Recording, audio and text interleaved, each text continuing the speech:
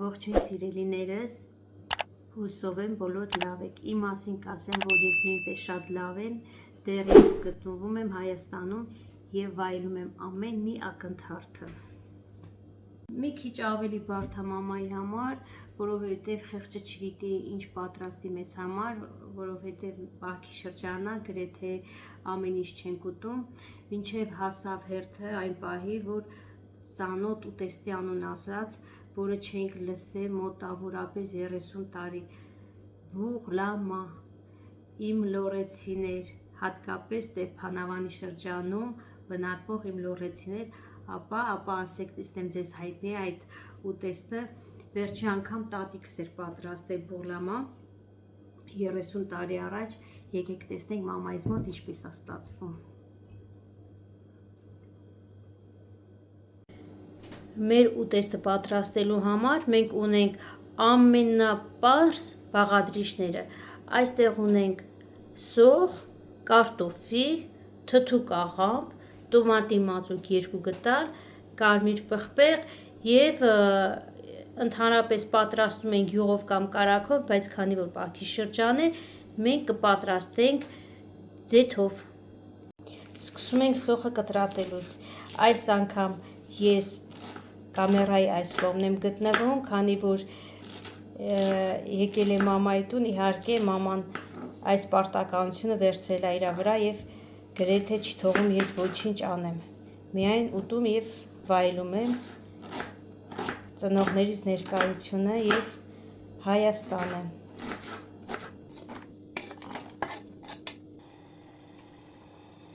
Մինչև սոխը կտապակվի, հաջորդը որ քայլն է մեր։ Հաջորդ քայլը մենք կաղամբը կկտրտենք, ինչպես բորշ ենք եփում, այնպես կկտրտենք, ոչ շատ մանր, ոչ շատ խոշոր։ Այս ուտեստը նման է ինչպես բորշ, ու պարզապես սա մեջ ինչպես բորշին ավելացնում ենք գազար, բազուկ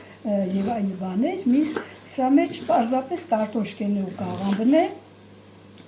ջուրը քիչ ենք լցնում, որ ինքը տապակվի, այսինքն բուղլամա լինի մեջը։ Բուղով եփի, այսինքն։ Այսինքն բուղով եփի։ Արմինե ջան, չէի պատկերացնում, որ այսքան հասարակ ուտեստը դու կսիրես եւ հիշում ես տատիկդ ինչպես էր պատրաստում։ Մամ, հիմա համը կտեսնենք, տենանք տատիկի նման համով ես պատրաստում, թե չէ։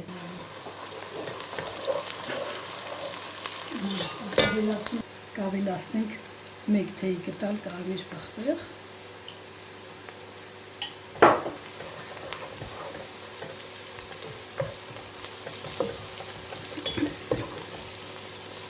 Այնուհետև կավելացնենք 2 ճաշի գդալ տոմատի մածուկ։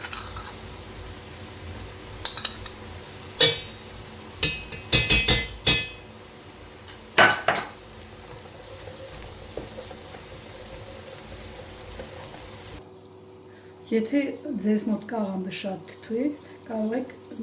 ջրի տակ մի հատ լրանալ, հետո ավելացնել։ Իսկ եթե կարելի է նաև թարմ կաղամբով պատրաստել, ուղղակի տոմատը մի քիչ ավելի շատ կլցնեք, որպեսզի թթվայնությունը ապահովել։ Սրա կարևոր իմաստը թթու ուտելն է, թթու ճաշ ուտելն է։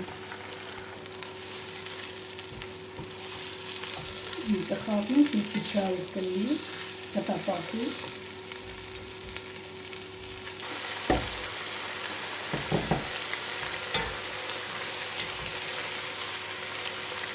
Մի քանի րոպե տապակվելուց հետո կավելացնենք կարտոֆիլը։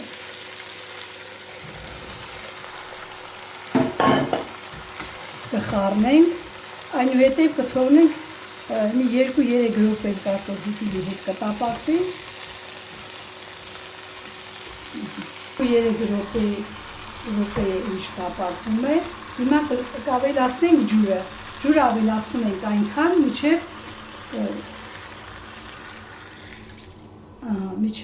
13-ը։ Ուրեմն աղը քիչ ենք լցնում, քանի որ կաղամբը թթու է, աղի է, որտեղից է։ Ուրեմն աղը ավելացնում ենք այնքան, շատ քիչ, քանի որ կաղամբը աղի է, համատեսնում ենք, եթե ալանի ավելացնում ենք։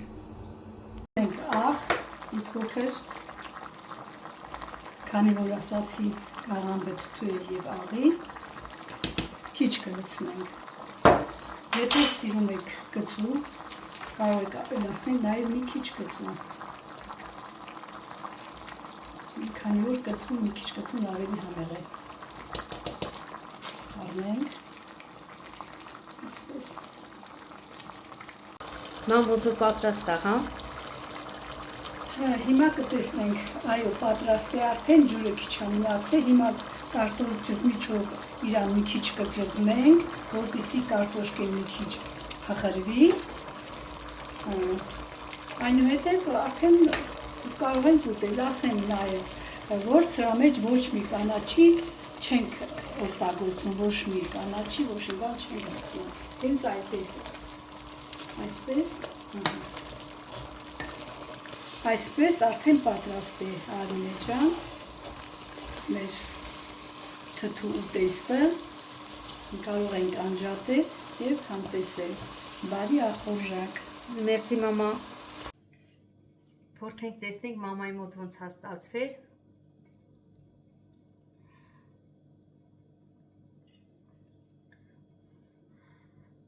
Շատ համով է մամ։